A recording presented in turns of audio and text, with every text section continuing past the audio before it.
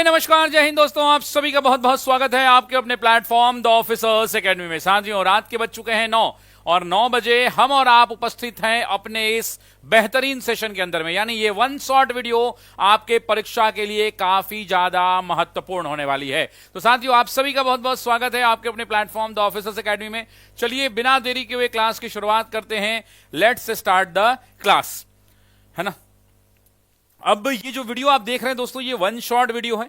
One shot video कहने का तात्पर्य ये है, वन शॉट वीडियो कहने का तात्पर्य मेरे दोस्तों ये है कि इस वीडियो के अधीन आपको भारतीय राष्ट्रीय कांग्रेस जो ये पूरा का पूरा टॉपिक है, इस टॉपिक की थ्योरी क्लास मैं आपको कराऊंगा। इसकी थ्योरी क्लास आज कराई जाएगी आपको। जो भी एग्जाम में क्वेश्चंस आते हैं उन क्वेश्चंस के इंपॉर्टेंट पॉइंट्स आपको मैं बताऊंगा, और इंपॉर्टेंट पॉइंट्स के अलावा इसका नोट्स आप मेरे साथ तैयार करते चलेंगे, है ना जी। इस बात को ध्यान रखिएगा। फिर अगली क्लास में इससे संबंधित एमसीक्यू कराए जाएंगे। तो मेरी ये इच्छा थी कि ये वन शॉट वीडियो होगा, इसमें हम पूरे के पूरे कांग्रेस को पढ़ने का प्रयास करेंगे। मतलब ऐसा कोई पेपर नहीं होगा, एग्जाम नहीं होगा जहां पर इस क्लास से कम 2-3 सवाल ना आते हो। तो चलिए बिना देरी के क्लास की शुरुआत करते हैं। आप सभी लोगों का बहुत बहुत स्वागत है इस वन शॉट के वीडियो में। हालांकि ये मेरा पहला वन शॉट वीडियो है जो किसी टॉपिक को लेकर के मैं लेके आ रहा हूं। तो सभी लोगों का बहुत बहुत स्वागत है। Good evening everyone. सभी लोगों ने वीडियो को लाइक कर दीजिए और कमेंट करके बताइए कि आपको मेरी क्लास कैसी लगती है। दोनों चीजें बतानी है। चलिए शुरू करते हैं। राधे राधे। सबसे पहले तो ये समझने का प्रयास करते हैं कि जब हम भारतीय राष्ट्रीय कांग्रेस की बात करते हैं, तो आखिर जब हम भारतीय राष्ट्रीय कांग्रेस की मेरे दोस्तों बात करते हैं, तो क्या भारतीय राष्ट्रीय कांग्रेस जो हमारा टॉपिक है उस टॉपिक में क्या मामला है। तो मामला इतना है कि आप समझिए कि भारत के अंदर में राजनीतिक जो जानकारी थी, या राजनीतिक जो जानकारी लोगों के पास थी, यानी वो शून्य के बराबर थी। यानी लोग राजनीति से अभिज्ञ थे, मतलब उनको राजनीति के बारे में ABCD नहीं पता था। और वहां से कांग्रेस नाम की एक पॉलिटिकल पार्टी जन्म लेती है। कैसे जन्म लेती है, क्या अंग्रेजों ने इसका जन्म दिया, क्या हुआ, कुछ नहीं हुआ, सब कुछ बताएंगे इस वीडियो के अंदर में। चलिए शुरू करते हैं। तो ये वन शॉट वीडियो है, इसके लिंक को अपने दोस्तों को शेयर जरूर कर दीजिएगा। सबसे पहले जब हम बात करते हैं कि आखिर ये जो कांग्रेस है, ये कांग्रेस शब्द का मतलब क्या होता है, तो आप समझिए कि कांग्रेस पॉलिटिकल पार्टी की कहानी क्या है, मैं आपको बताता हूं। आपको पता है दोस्तों कि भारत के अंदर में राष्ट्रवाद की भावना काफी प्रखरता से बढ़ रही थी। आप सबको याद होगा कि भारत में राष्ट्रवाद की जो भावना है वो बहुत तेजी से उभर रही थी। ऐसा कहा जा रहा था कि भारत की आबोहवा में राष्ट्रवाद की भावना कूट कूट के भरी थी। अब राष्ट्रवाद की भावना बढ़ने के कई सारे कारण थे, जैसे अंग्रेजों के द्वारा भारतीयों का शोषण किया जाना, और ये मैंने डिटेल में ये टॉपिक पढ़ा रखा है। अब भारतीयों के अंदर में राष्ट्रवाद जब प्रबलता के साथ बढ़ रही थी, तो अंग्रेजों के पास ये मैसेज गया, और अंग्रेजों को यह खबर मिली कि भारतीयों के अंदर में अंग्रेजों के प्रति नफरत और गुस्सा है। और यह खबर किसने दिया, तो यह खबर भारतीय उपमहाद्वीप का दौरा करके आए एक व्यक्ति जिनका नाम था A.O. ह्यूम। जरा बताना A.O. ह्यूम क्या थे भाई।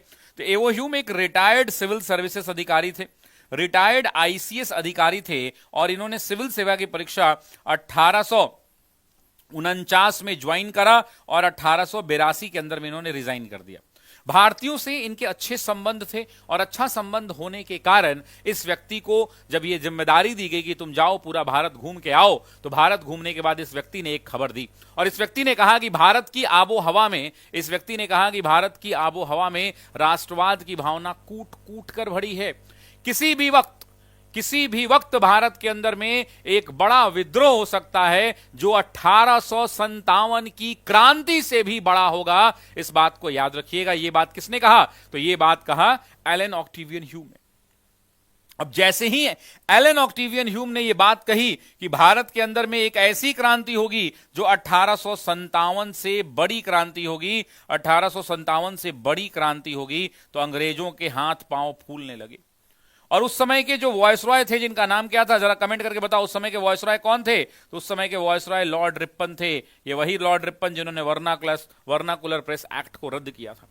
लॉर्ड रिपन ने कहा कि A.O. ह्यूम साहब, इसका उपाय बताइए। आप तो ऐसा कह रहे हैं जैसे हम सबका तो है समाप्त हो गया, आप तो ऐसा कह रहे हैं जैसा हम सबका सब कुछ समाप्त हो जाएगा। तो उन्होंने कहा कि जी हां मेरे दोस्तों, उन्होंने यही कहा कि भाई मेरे पास एक उपाय है। उपाय यह है कि भारत की आबो हवा में राष्ट्रवाद का बीज बोने वाले कौन लोग हैं, तो ये जो हैं ब्रिटिश शिक्षित भारतीय हैं। ये कौन लोग हैं? ये वो लोग हैं जिनकी शिक्षा दीक्षा ब्रिटेन से हुई है। ये ब्रिटिश शिक्षित भारतीय हैं और भारत के अंदर में आकर ये राजनीति को आबो हवा के रूप में इस्तेमाल करना चाह रहे हैं। तो ये ब्रिटिश शिक्षित भारतीय हैं, इनकी अपनी राजनीतिक महत्वाकांक्षा है। अगर इनकी राजनीतिक महत्वाकांक्षा को पूरा कर दिया जाएगा, इनकी राजनीतिक महत्वाकांक्षा को अगर पूरा कर दिया जाएगा तो ये व्यक्ति क्या करेगा? ये व्यक्ति हमारे साथ भी आ सकता है। तब एवो ह्यूम ने एक रास्ता दिखाया और तब जाकर उन्होंने भारत के राष्ट्रवादी नेताओं के साथ बैठक बुलाई। और तब जाकर जब भारत के राष्ट्रवादी नेताओं के साथ बैठक जब बुलाई गई तो उस बैठक में यह तय हुआ कि भाई हम एक संगठन का निर्माण करेंगे। और तब जाकर यहां पर एक संगठन बना जो 1884 में बना। और उस संगठन का क्या नाम था? जरा आप सभी लोग कमेंट करके बताइए, उस संगठन का क्या नाम था? उस संगठन का नाम था भारतीय राष्ट्रीय संघ नाम था। इंडियन नेशनल यूनियन नाम था जो संगठन 1884 में बनाया गया। और जब 1884 के अंदर में जब यह संगठन बना, प्रणाम सर, माथा पटक कर आशीर्वाद, मेरा भाई आशीर्वाद तुमको पूरा पीट पीट कर, केशव आनंद पूरा पीट पीट कर।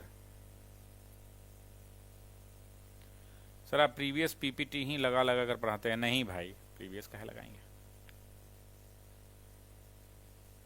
एवो ह्यूम का पूरा नाम क्या है ना?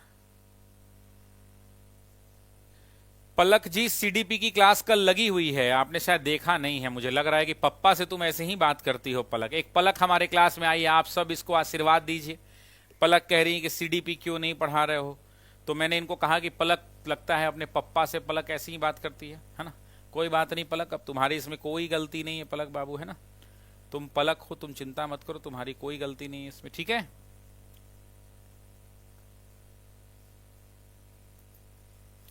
और तब जाकर भारतीय राष्ट्रीय संघ का बैठक हुआ और संघ का निर्माण हुआ। और इसी बैठक में तय हुआ कि अगले वर्ष यानी 1885 के दौरान हम लोग बैठक पूना में करेंगे। लेकिन पूना के अंदर में प्लेग बीमारी फैल गई और प्लेग के कारण इस बैठक को कहां ट्रांसफर कर दिया गया? तो पूना से ट्रांसफर कर इसको बॉम्बे कर दिया गया। और तब जाकर बॉम्बे के गोकुलदास तेजपाल संस्कृत विद्यालय के अंदर में इसकी स्थापना की गई। ठीक है, इस बात को ध्यान रखिएगा। और यहां से फिर जाकर इसका जब यह बैठक शुरू हुई तो संगठन का नाम भारतीय राष्ट्रीय संघ ही था। लेकिन उसके बाद दादा भाई नौरोजी ने इसका एक प्रस्ताव पेश किया। और दादा भाई नौरोजी के प्रस्ताव पर एग्जाम में पूछता है कि किसने प्रस्ताव पेश किया, तो दादा भाई नौरोजी के प्रस्ताव पर इसका नाम क्या कर दिया गया? तो इसके नाम में परिवर्तन कर दिया गया। और तब जाकर वो पॉलिटिकल पार्टी जो भारत की पहली राष्ट्रीय दल बनी, पहली पॉलिटिकल पार्टी बनी, वो भारतीय राष्ट्रीय कांग्रेस संघ से उसका नाम बदलकर क्या कर दिया गया? तो उसका नाम बदलकर भारतीय राष्ट्रीय कांग्रेस कर दिया गया। अब सवाल यह उठता है कि जब यह कांग्रेस नाम रखा गया तो कांग्रेस क्यों नाम रखा गया, इसके बारे में भी बातचीत करेंगे। कांग्रेस जब इसका नाम रखा गया तो कांग्रेस एक ऐसा शब्द है जो उत्तरी अमेरिका से लिया गया है। कांग्रेस शब्द कहां से लिया गया है? तो कांग्रेस जो वर्ड है ये उत्तरी अमेरिका से लिया गया है, नॉर्थ अमेरिका से लिया गया है। और इसका मतलब क्या होता है? तो इसका मतलब होता है लोगों का समूह, अ ग्रुप ऑफ पीपल। तो मैंने यहां लिखा है कि कांग्रेस शब्द जो है उत्तरी अमेरिका से लिया गया है। कांग्रेस शब्द कहां से लिया गया है? उत्तरी अमेरिका से लिया गया है, जिसका अर्थ क्या होता है? लोगों का समूह होता है। और कांग्रेस की स्थापना 28 दिसंबर 1885। कई बार एग्जाम में जब आप घटना चक्र खोलेंगे तो आपको पता चल जाएगा, पूछेगा घटना चक्र के क्वेश्चन आएगा एग्जाम में कि कांग्रेस की स्थापना कब हुई, तो आपको बताना है मेरे दोस्तों। एडीओ के लिए बिल्कुल इंपॉर्टेंट है, एडीओ के लिए, सब एग्जाम के लिए इंपॉर्टेंट है। तो 28 दिसंबर में चाहता हूं कि सभी लोग कमेंट करें। हालांकि बैठक जो है वहां पर 20 दिसंबर को शुरू हुई थी, 26 दिसंबर से वहां प्रस्ताव डिस्कस होने शुरू हुए और अंततः 28 दिसंबर को इसका नामांकन हुआ था। एग्जाम में पूछेगा कि इस पहली बैठक में कुल कितने प्रस्ताव पास किए गए थे, तो सभी लोग कमेंट करके बताना कितने प्रस्ताव थे। तो 9 प्रस्ताव पारित किए गए थे दोस्तों, इस बात को ध्यान रखना। 28 दिसंबर 1885 को बॉम्बे के ग्वालिया टैंक मैदान में, ग्वालिया टैंक में एक जगह है जहां पर है गोकुलदास तेजपाल संस्कृत कॉलेज या गोकुलदास तेजपाल संस्कृत महाविद्यालय में इसका बैठक हुआ।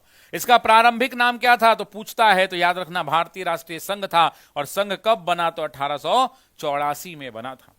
और तब जाकर दादा भाई नौरोजी के सुझाव पर, एग्जाम में पूछेगा किसके सुझाव पर, तो दादा भाई नौरोजी के सुझाव पर इसका नाम क्या कर दिया गया, तो इंडियन नेशनल कांग्रेस कर दिया गया, आईएनसी कर दिया गया, आईएनसी कर दिया गया। अब आगे बढ़ते हैं, तो अब एक बात और आई है, एक व्यक्ति का नाम आया है, उस व्यक्ति का नाम क्या है, आईसीएस अधिकारी है, एक व्यक्ति का नाम आया है, एलन ऑक्टेवियन ह्यूम नाम आया है मेरे दोस्तों, एलन ऑक्टेवियन ह्यूम। आप में से कितने लोगों ने आज वोट दे दिया है, कितने लोग आज वोट दे करके आए हैं, जरा कमेंट करके बताइए कितने लोग हैं जिन्होंने वोट आज दिया है, क्योंकि वोट आपका अधिकार है। एक व्यक्ति है जिनका नाम है एओ ह्यूम। यहां से 4 सवाल आते हैं एग्जाम में, आप जब घटना चक्र की किताब खोलोगे तो यहां से 4 सवाल पूछे जाते हैं। पहला जो सवाल यहां से पूछा जाता है कि इनका पूरा नाम क्या है दोस्तों, तो याद रखना इनका पूरा नाम है Allan Octavian, Allan Octavian Hume. सभी लोग कमेंट करके बताएंगे इसका पूरा नाम क्या है, वीएन, एलन ऑक्टेवियन ह्यूम दोस्तों, एलन ऑक्टेवियन ह्यूम इसका पूरा नाम है। मूल रूप से पूछता है कि कहां के निवासी थे, तो याद रखना ये स्कॉटलैंड के निवासी थे। सभी लोग कमेंट करके बताना कहां के हैं, स्कॉटलैंड के निवासी थे। उसके बाद ये सवाल पूछता है कि ये व्यक्ति कौन सा अधिकारी था, तो आपको ही पता है कि ये रिटायर्ड हो गए थे, लेकिन ये इंडियन सिविल सर्विसेज यानी आईसीएस अधिकारी थे। जब आप घटना चक्र बनाएंगे तो एक बार बीपीएससी ने सवाल पूछ रखा है, इस आईसीएस अधिकारी को असैनिक अधिकारी कहा जाता है। क्या कहा जाता है, असैनिक अधिकारी कहा जाता है। क्यों कहा जाता है असैनिक, क्योंकि सिविल यहां पर जुड़ा हुआ है, और सिविल का मतलब होता है असैनिक मेरे दोस्तों, सिविल का मतलब होता है असैनिक। जब पूछता है कि इन्होंने कब ज्वाइन किया था, तो ध्यान रखना इन्होंने सिविल सेवा की परीक्षा 1849 में ज्वाइन की थी, और वो परीक्षा इन्होंने जो कैडर मिला था वो बंगाल सिविल सेवा था। याद रखना कैसे हमारे यहां कैडर होता है, वो था बंगाल सिविल सेवा, बंगाल सिविल सेवा के ये अधिकारी थे। और इन्होंने अंततः जो है रिटायरमेंट ले लिया, रिटायरमेंट ले लिया, वीआरएस ले लिया दोस्तों, कब, 1882 में। भारतीयों की बात करें, जो एग्जाम में सवाल आता है कि एलन ऑक्टेवियन ह्यूम जो थे, तो याद रखना एलन ऑक्टेवियन ह्यूम पूछता है ऑप्शन में कि भारतीयों के प्रति व्यवहार कैसा था दोस्तों, तो भारतीयों के प्रति उदार हुआ करते थे, भारतीयों से इनके अच्छे संबंध हुआ करते थे। एग्जाम में पूछेगा कि भारतीयों के प्रति कैसे थे, तो उदार थे मेरे दोस्तों, इस बात को ध्यान रखना।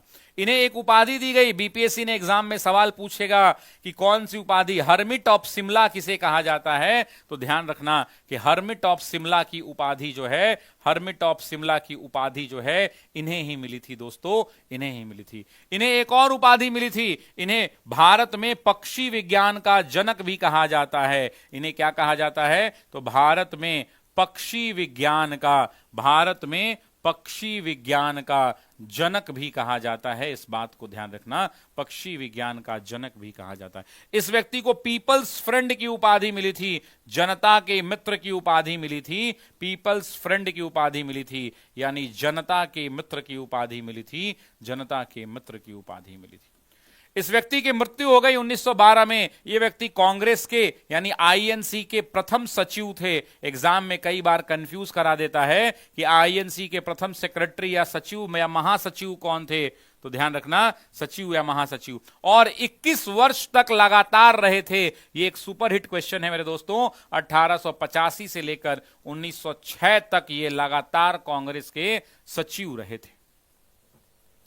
ये जो एलन ऑक्टेवियन ह्यूम साहब है, इन्हें father of Indian national Congress कहा गया। इन्हें क्या कहा गया, कांग्रेस का पिता कहा गया। 1911 में इसकी 12 में इसकी घोषणा हुई, कांग्रेस का पिता। पटना के अधिवेशन में, बांकीपुर के अधिवेशन में इनको घोषित किया गया। 1912 में जो है इन्हें बांकीपुर में कांग्रेस का पिता कहा गया। इनकी जीवनी के लेखक कौन है, एग्जाम में पूछता है कि इनकी जीवनी किसने लिखी है दोस्तों, तो ध्यान रखना इनकी जीवनी लिखी है किसने, विलियम वेडरबर्न ने। किसने लिखा है, विलियम वेडरबर्न ने लिखा है दोस्तों, विलियम वेडरबर्न ने लिखा है। इस बात को ध्यान रखना, इस बात को ध्यान रखना। एडीओ के बैच में, हाँ एडीओ का डेट आ गया है, और एडीओ के बैच में अभी लगातार 11 क्लास चल रही है। तो 1-2 सब्जेक्ट खत्म हो जाने दीजिए, फिर मेरी क्लास लग जाएगी जाकिर हुसैन भाई, है ना। बाकी सब खैरियत है कि नहीं जाकिर भाई, बताना आप मुझे, बाकी सब खैरियत है, ठीक है। तो आप ध्यान रखना, आपको चिंता करने की जरूरत नहीं है, ठीक है ना।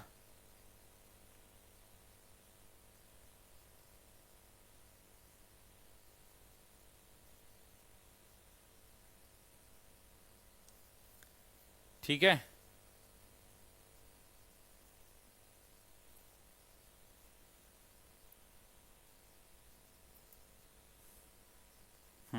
अब विलियम वेडरमैन के बात आ गया। अच्छा, एक दो और सवाल पूछता है एलन ऑक्टेवियन ह्यूम के बारे में कि एलन ऑक्टेवियन ह्यूम ने अपने मित्र को कांग्रेस का पहला अध्यक्ष बनाया था।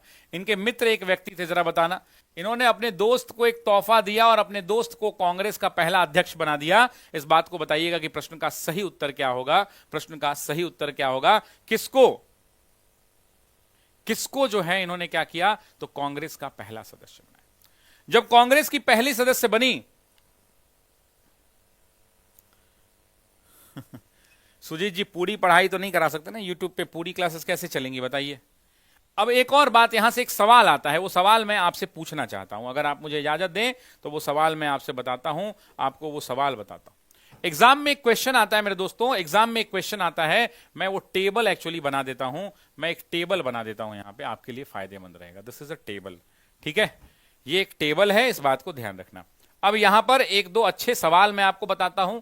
यहां पर जो है दोस्तों, यहां पर ईयर लिख लो, आप वर्ष लिख लो। यहां पर एक टॉपिक है, जिस टॉपिक का नाम है कांग्रेस की प्रारंभिक संरचना। इंडियन नेशनल कांग्रेस आईएनसी की प्रारंभिक संरचना।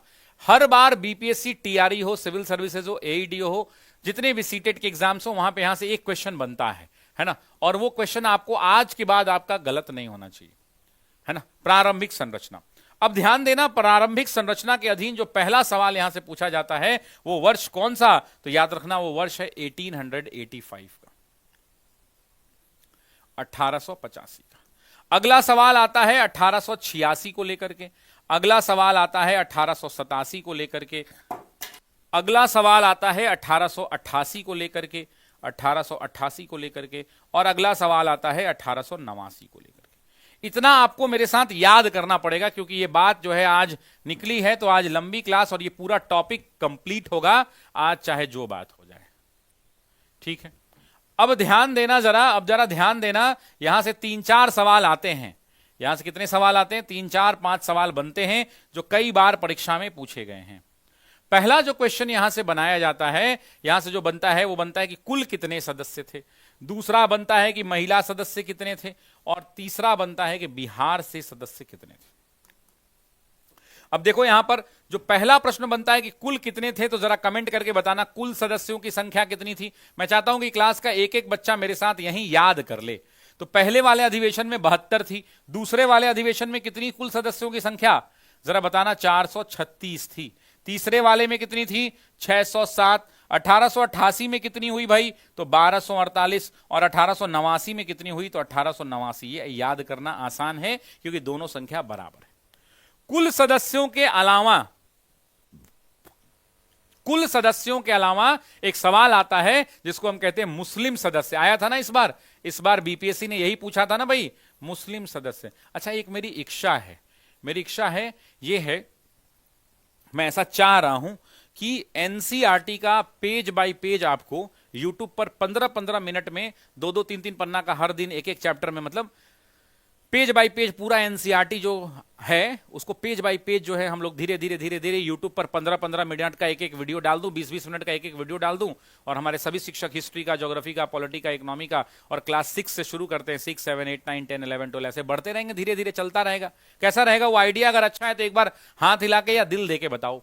एग्जाम में यही सवाल आया था मेरे भाई, मुस्लिम सदस्य पूछा था। घटना चक्र में मिलेगा पहले में 2, दूसरे में कितना? तो 33, तीसरे में कितना? तो 81, चौथे में याद रख लेना 221 और पांचवें में 254। सभी लोग कमेंट करेंगे पहले वाले में कितना। एग्जाम में कौन सा सवाल आया है भाई? तो एग्जाम में ये सवाल पूछा जा चुका है, एग्जाम में ये सवाल पूछा जा चुका है, और एग्जाम में ये सवाल पूछा जा चुका है, एग्जाम में ये भी सवाल पूछा जा चुका है। जितना मैंने गोल घेर दिया है इतना सवाल पूछा जा चुका है, इस बात को याद रख लेना, ठीक है जी। Is it clear to everyone in the class?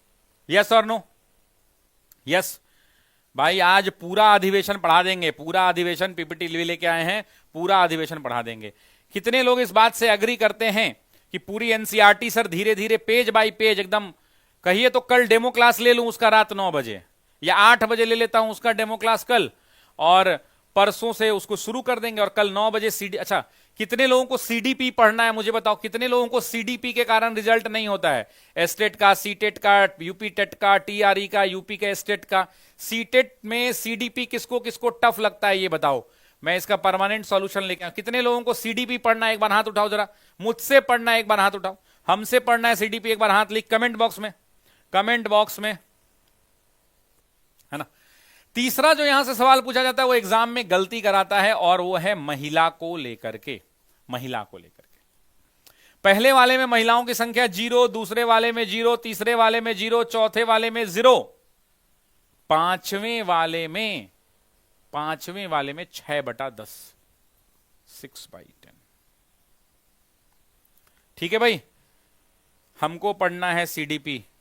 CDP की मेरी क्लास हुई है, मैं चाहता हूं टेक्निकल टीम से कि एक बार लिंक जरा कमेंट बॉक्स में पेस्ट कर दीजिए भैया, एक बार लिंक जो है सीडीपी का कमेंट बॉक्स में पेस्ट कर दीजिए, हम यही चाहते हैं। टेक्निकल टीम अगर मेरी आवाज आप तक पहुंच रही है तो आपसे सादर अनुरोध है और निवेदन भी है, नहीं पहुंच रही है तो हम फोन लगा के पहुंचा देंगे आप तक। और मैं चाहता हूं कि सीडीपी की क्लास का लिंक लगा दिया जाए, है ना। सीडीपी को तो धुआं धुआं, जैसे हिस्ट्री समझ में आता है ना, क्लास में याद हो जाता है ना हिस्ट्री, उसी प्रकार से सीडीपी का धुआं उड़ रहा है। जाकर देखिए क्लास को, है ना, क्लास को एक बार देखिए। अच्छा, अब एक सवाल पूछूं, मैं जानता हूं कि बहुत सारे लोगों का गलत हो जाएगा, पूछूं। पहले वाले अधिवेशन में 72 लोग थे, ये सबको पता है, लेकिन एक मेरा सवाल है, पता है सवाल क्या है? देखो वो सवाल दिखाता हूं, मेरा सवाल यहां है। सवाल क्या है? मेरा सवाल एग्जाम में पूछा हुआ है, मेरा सवाल नहीं है। एग्जाम में पूछा कि इसमें हिंदू सदस्य कितने थे। क्या पूछा एग्जाम में? ये पूछा हुआ सवाल है भाई, ध्यान रखना। कितने हिंदू सदस्य थे, जरा कमेंट करके बताओ, हिंदू सदस्य कितने थे।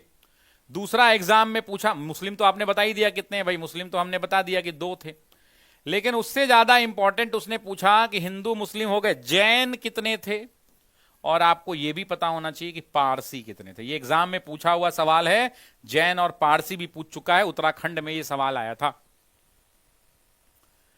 ठीक है, उत्तराखंड में यह सवाल आया था, इस बात को ध्यान रखना। ठीक है जी, सीडीपी वाले एकदम तैयार रहना, मैं आपको बता रहा हूं, है ना।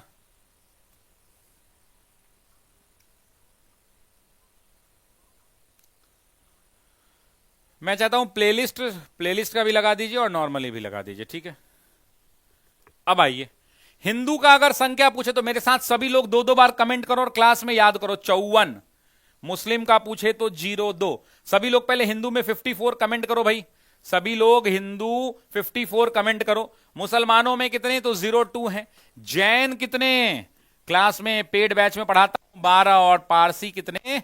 4। ये बात आपको ध्यान रखनी है।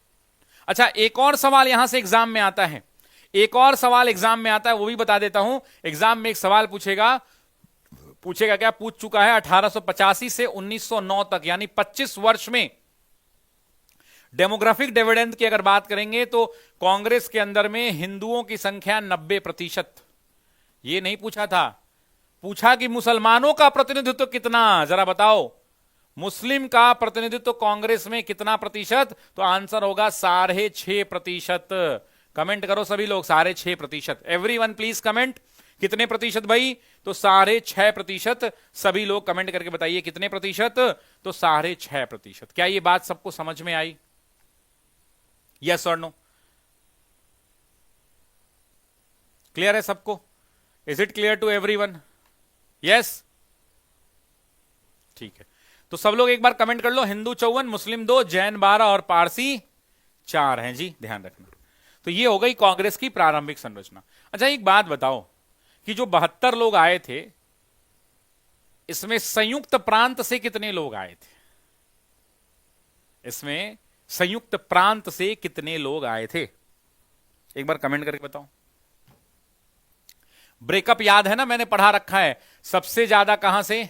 तो बॉम्बे से कितने लोग? 38 लोग।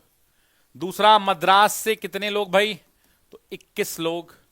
संयुक्त प्रांत से एग्जाम में पूछेगा, यूनाइटेड प्रोविंस से, तो संयुक्त प्रांत से 7 लोग, है ना। इस बात को ध्यान रखना है। क्लियर है क्या ये बात सबको? Is it clear to everyone in the class? अब आओ, यहां से एक और सवाल पूछता है, उसको भी हाथ से ही मुझे लिखना पड़ेगा। अगला एक टॉपिक है जो एग्जाम में पूछता है और बार बार पूछता है, वो टॉपिक है कांग्रेस के गठन के सिद्धांत। जरा सबसे पहले तो ये बताओ, ये पिछली बार भी टीआरई में आया था और एडीओ में, सिविल सर्विसेज में आता है कि कांग्रेस के गठन के कितने सिद्धांत दिए गए हैं। तो कुल मिला के जो भारतीय इतिहासकारों ने लिखा है उसमें कांग्रेस के गठन के कितने सिद्धांत हैं वही बताना जरा। तो टोटल सभी लोग कमेंट करो, कितने सिद्धांत हैं? 3 हैं। कितने भाई? 3 हैं। जो पहला सिद्धांत है, जो फर्स्ट सिद्धांत है कांग्रेस के गठन का, उसको क्या कहते हैं जरा बताना। उसको कहते हैं कि थ्योरी ऑफ सेफ्टी वॉल्व। क्या कहते हैं? थ्योरी ऑफ, अंग्रेजी नहीं भाई, हिंदी ना, सुरक्षा कपट का सिद्धांत। एग्जाम में ये नहीं पूछेगा, एग्जाम में यहां से पूछता है कि सुरक्षा कपट का सिद्धांत किसने दिया था।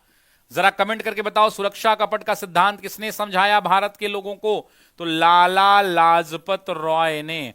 पूछता है कब बताया, तो याद रखना लाला लाजपत राय ने यंग इंडिया अपनी समाचार पत्र के दौरान 1912 में भारतीयों को यह बताया कि भारत के लोग, कांग्रेस का गठन अंग्रेजों ने अपने फायदे के लिए, अपने सुरक्षा के लिए किया है और इसका नाम सुरक्षा कपट का सिद्धांत दिया।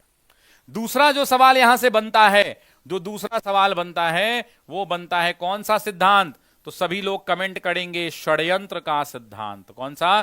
थ्योरी ऑफ कॉन्स्पिरेसी कहते हैं इसको। यहां से एग्जाम में पिछली बार बीपीएससी ने पूछा था, ध्यान रखना, तो पेपर में सवाल पूछेगा तो किसने दिया, तो सभी लोग कमेंट करेंगे रजनी पालमे दत्त ने। किसने दिया?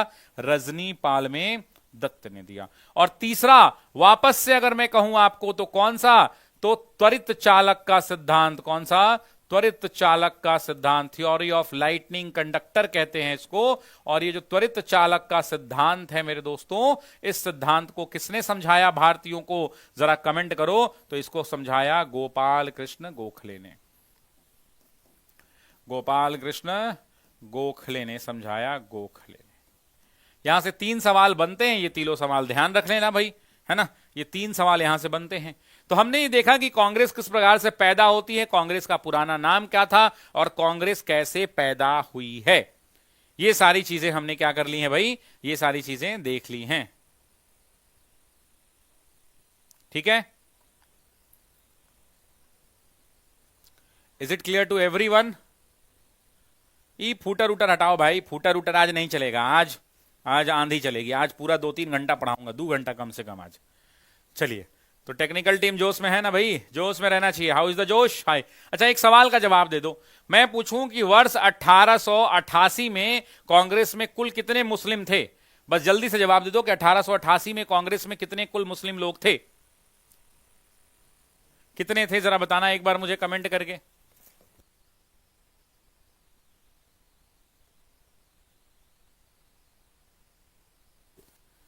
अब आइए आगे बढ़ते हैं। अब सबसे पहली बात, यहां से जो सवाल आते हैं एग्जाम के अंदर में, सवाल कैसे पूछे जाते हैं। अब जो क्वेश्चंस एग्जाम में जो सवाल आते हैं, परीक्षा में जो सवाल आते हैं, यहां से मैं आपको ऐसी चीज बताऊंगा जो कम से कम, जो मतलब आज की क्लास में जो पढ़ाऊंगा उसमें से टोटल 100 क्वेश्चन बनेगा और वो 100 का 100 क्वेश्चन आपको घटना चक्र में मिलेगा। ये दावा है। आज की क्लास से 100 क्वेश्चन मिलेगा घटना चक्र में, बस इतना याद रखना, जितना डेटा आज आपको दूंगा। अब हम बात कर लेते हैं अधिवेशन की। किसकी बात कर लेते हैं? अधिवेशन की। अब सवाल यह उठता है कि अधिवेशन किसको कहते हैं भाई? सबसे पहला तो क्वेश्चन यह उठता है कि अधिवेशन कहते किसको है? तो अधिवेशन कहते हैं सामूहिक बैठक को। किसको कहते हैं अधिवेशन?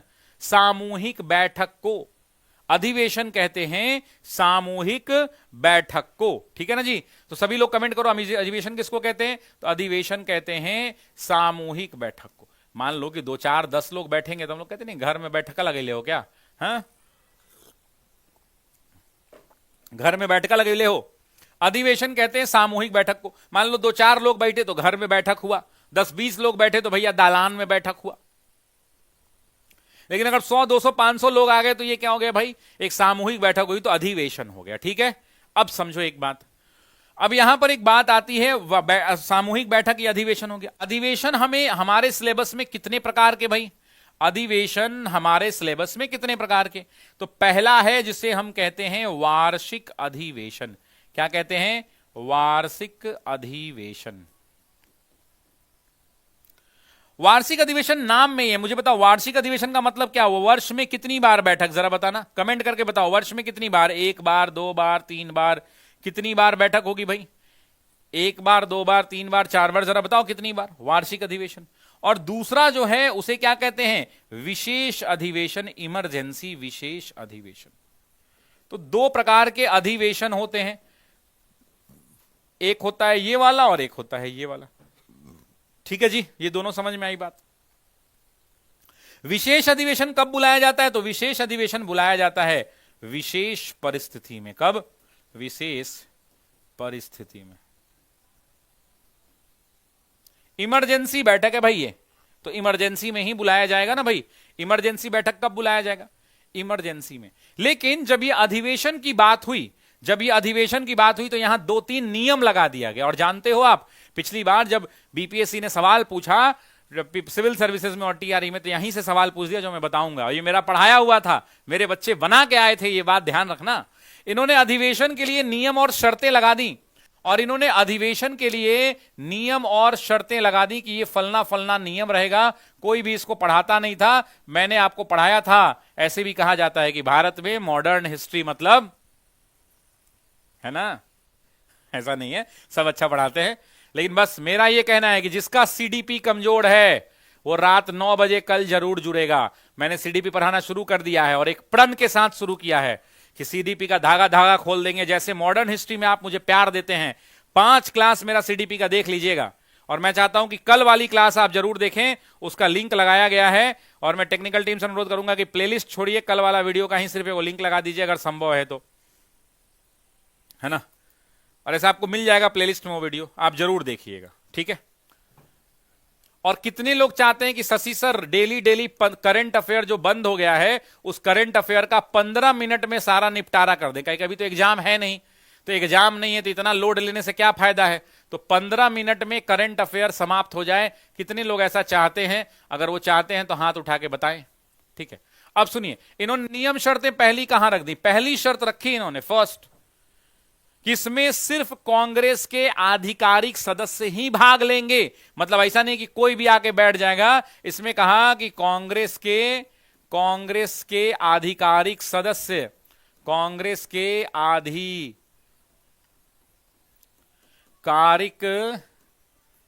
सदस्य ही भाग लेंगे।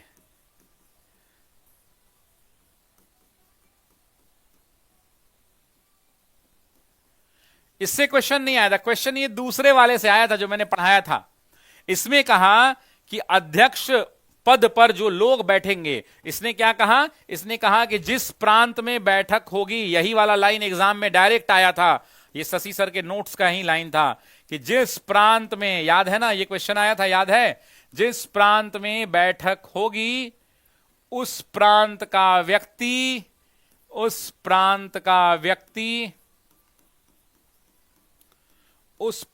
व्यक्ति कांग्रेस का अध्यक्ष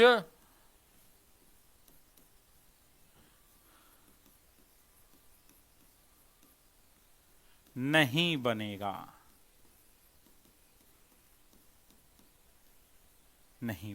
और यहीं से सवाल आया था, इस बात को ध्यान रखिएगा। कांग्रेस के आदित्य सदस्य भी भाग लेंगे। पंजाब का भी स्टूडेंट है क्लास में, थैंक यू सो मच। और अध्यक्ष पद के बारे में भी इन्होंने क्या कहा था? इन्होंने कहा था कि अब बताओ जरा, ये अगला बार आ सकता है एग्जाम में, अध्यक्ष पद जो है नामित होगा या जो है चुनाव होगा। तो इन्होंने क्या बताया था कि अध्यक्ष पद नामित होगा। अध्यक्ष पद कैसा होगा जी? नामित होगा। अब आते हैं कि यहां पर बैठक हुई, अब अधिवेशन क्यों बुलाया जा रहा था? क्योंकि कांग्रेस बनी ही थी कि इस अधिवेशन में क्या होगा? प्रस्ताव पारित होंगे। कांग्रेस के नेता क्या करेंगे? प्रस्ताव पारित करेंगे। और प्रस्ताव पारित में क्या होगा? आम लोगों की समस्याओं का समाधान होगा। क्या होगा भाई? आम लोगों की समस्याओं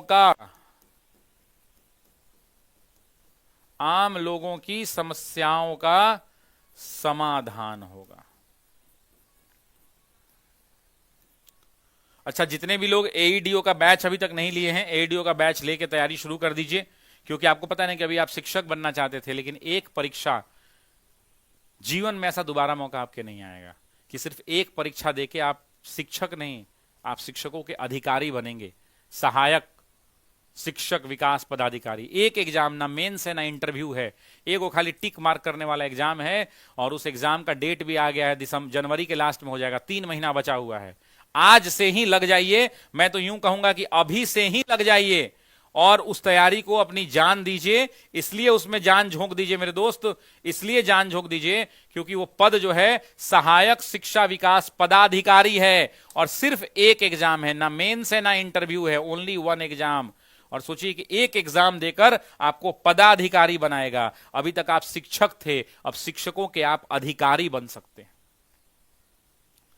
तो मेरा निवेदन है, सभी लोगों से हाथ जोड़कर अनुरोध है कि इसकी तैयारी जरूर कीजिएगा। 12 लाख लोगों ने फॉर्म भरा है, और यह बात आपको बता देता हूं कि इसमें 935 पद हैं। इसमें से कम से कम 500 पद पर ऑफिसर एकेडमी वालों का, टीओए वाले द ऑफिसर्स एकेडमी का कब्जा होगा, उसके विद्यार्थियों का कब्जा होगा। क्यों? क्योंकि हम लोग प्रतिदिन अब 10-10 घंटा पढ़ा रहे हैं, क्योंकि हमको पता है थोड़ा थोड़ा पढ़ाने से काम नहीं चलेगा, 10-10 घंटा पढ़ाना पड़ेगा।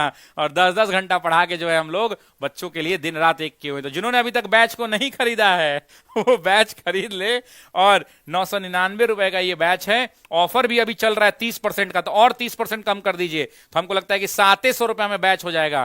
कोड एगो लगा लीजिएगा TOA 30, 30% का भी ऑफर चल रहा है। TOA 30 लगा लीजिएगा, 999 भी नहीं, 700 रुपए में ये बैच आ जाएगा। तो मेरा निवेदन है कि इस बैच को आप लोग जरूर खरीद लीजिएगा, जितने भी लोग हैं इस बात को ध्यान रखिएगा, ठीक है।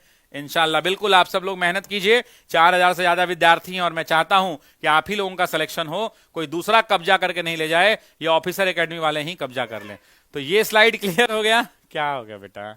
आ जाओ आ जाओ आ जाओ, मेरा लल्ला है भाई, ये आ जाता है रोज रोज इसमें। ये हो गया, ये स्लाइड क्लियर हो गया, ये स्लाइड भी मैंने पढ़ा दिया, ये भी क्लियर हो गया बेटा, तुमको भी क्लियर है। तीसरा ये भी क्लियर है, चौथा ये भी क्लियर है। अब आते हैं हम लोग यहां पे। चलो बताओ, कांग्रेस के पहले अधिवेशन में कितने लोग भाग लिए थे? चलो बोलो, अरे उधर नहीं देखना है, उधर देख के बोलो। कांग्रेस के पहले अधिवेशन में कितने लोग भाग लिए थे? बोलो बेटा, पढ़ो, बहुत कंपटीशन टफ है, समझे, बहुत टफ कंपटीशन है। तो पहले अधिवेशन में कितने लोग भाग लिए थे? बोलो 72 पापा, 72। चलो दूसरा क्वेश्चन जो एग्जाम में बेटा आएगा इस बार क्वेश्चन आएगा कि कांग्रेस का जो अध्यक्ष पद होता था वो नामित था कि निर्वाचन होता था? बोलो जल्दी, कि नामित था? बोलो नामित, बोलो नामित। सब बेटा याद करना है, तुम्हारे ऊपर बहुत लोड है, प्रेशर बहुत है, ठीक है। तो देखिए भाई, 4000 से ज्यादा लोग देख रहे हैं, 4200 लोग लाइव हैं, और ये 4200 लोग में मेरा लल्ला नहीं बता रहा है, आंसर नहीं बताओ पिटाई होगा, बहुत मार मारेंगे। क्या?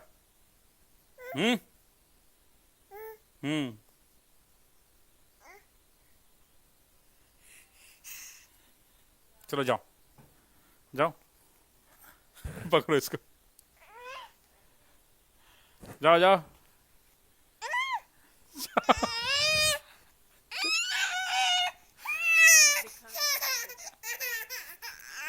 अरे ना ना ना ना ना, ना आगे आगे, अरे ड्रामाबाज है ये तो, देखो चुप हो गया ना बेटा।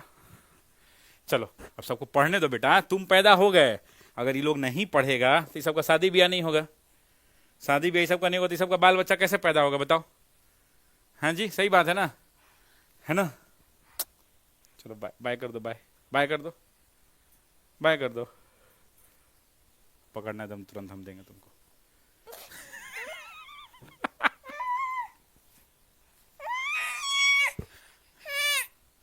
हो गया, जाओ।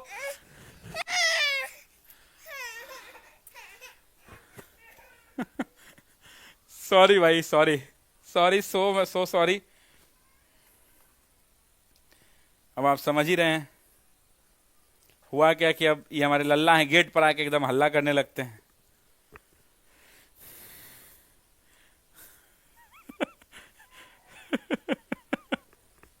अटारी बॉर्डर से देख रहे हैं, वही सर, शिक्षा सार्थक नहीं समझ रहा है।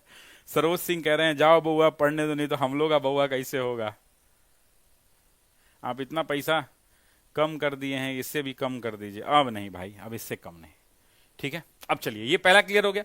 अब आते हैं पहले अधिवेशन में। सुनिए, कितने लोग चाहते हैं कि आज पूरा का पूरा 1885 से लेकर 1947 तक समाप्त कर दिया जाए, अधिवेशन पूरा समाप्त हो जाए? कितने लोग चाहते हैं ये बताइए।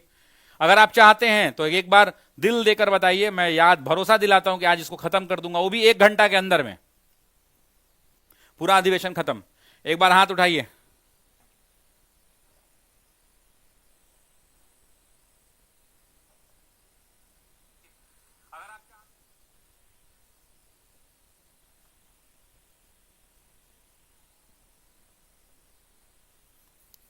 बिहार एसआई में इससे ज्यादा नहीं आएगा मेरे भाई।